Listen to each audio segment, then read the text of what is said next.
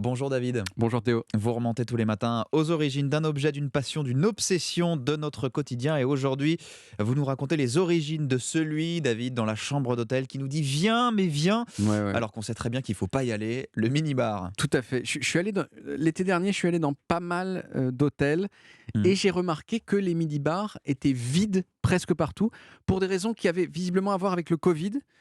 Non pas parce que le contenu des mini-bars risquait d'être contaminé, mais parce que je pense qu'il y avait beaucoup moins de personnel dans les hôtels et du coup plus personne pour remplir les mini-bars. Hmm. Et franchement, ça m'a fait de la peine parce que le mini-bar, c'est un peu un des plaisirs des hôtels. Surtout quand on y est avec des gens qu'on aime. Vous voyez, on sort du lit, on prend une micro-bouteille de ruinard à 67 euros, puis des cacahuètes qui coûtent le prix d'un Paris-Lille.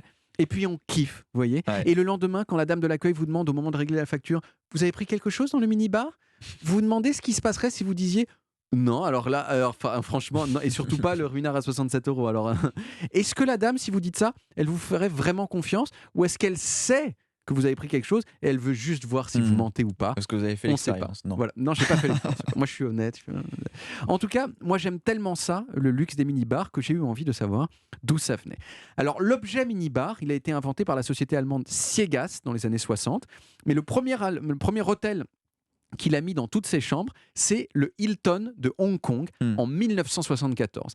Grâce au chef de la nourriture et des boissons de l'hôtel, qui s'appelait Robert Arnold, Ouais. et qui s'est dit tiens, pourquoi je mettrais pas des mini bouteilles de tease dans les frigos? Il a essayé ça sur un étage de l'hôtel et ça a tellement bien marché que peu de temps après, ça a été étendu aux 840 chambres de l'hôtel. Résultat, les consommations en chambres dans l'hôtel ont augmenté de 500%. Et les recettes aussi. Les bénéfices globaux de l'hôtel, eux, ont augmenté de 5%. Et du coup, Hilton en a foutu partout et Hmm. tous les autres hôtels ont suivi. Mais depuis une quinzaine d'années, les hôtels ont commencé à voir que les mini-bars, pour eux, c'était pas non plus la fête, notamment à cause du vol. Il y a énormément de gens qui boivent les petites bouteilles de vodka, puis qui re-remplissent la petite bouteille avec de l'eau et C'est qui pas la remettent vrai. dans le mini-bar. Ça existe? Voilà. Ou C'est un alors vrai truc. c'est un vrai truc. Ou d'autres qui mettent du thé dans les bouteilles de whisky qu'ils ont terminées. Moi-même, avec mon ami Manu, un jour, on a mangé un bocal de pistaches et on a remis les coques de pistaches vides dedans pour faire genre on les avait pas mangées. Je sais que c'est lamentable, mais quand même, C'est drôle. c'est un petit C'est peu très rigolo. drôle. Et en plus, il faut vérifier en permanence si les gens ont pris des trucs.